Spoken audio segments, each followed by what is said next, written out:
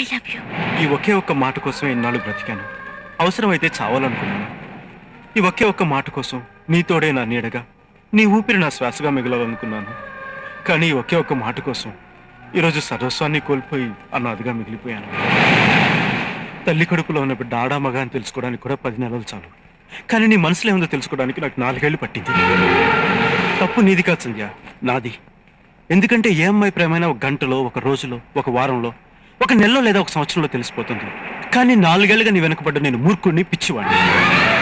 ఈ పిచ్చిలో నేను ఒక్కనే కాదు, నాలాంటి ఎన్నో వేల మంది యువకులు వైజాగ్ జగదాంబ సెంటర్లో, బెజవాడ బెంచ్ సెంటర్లో, హైదరాబాద్ హ్యాబిట్స్లో, గుంటూరు జినా టవర్ సెంటర్లో, ఒకటేమిటి ఆంధ్రదేశంలోని ప్రతి ఊర్లోని ప్రతి సెంటర్లోనూ స్వచ్ఛమైన ప్రేమ కోసం పిచ్చి వాళ్ళే తిరుగుతున్నారు. వాళ్ళ గుండె పొరలో నిండి ఉన్న ప్రేమని ఏ ఆడపిల్ల అర్థం చేసుకోవడం లేదు. అయినా మీరంతా నిజమైన ప్రేమను నమ్మరు. ప్రేమించామని కబుర్లు చెప్పి కడుపు చేసి పారిపోతారే, వాళ్ళని నమ్ముతారు.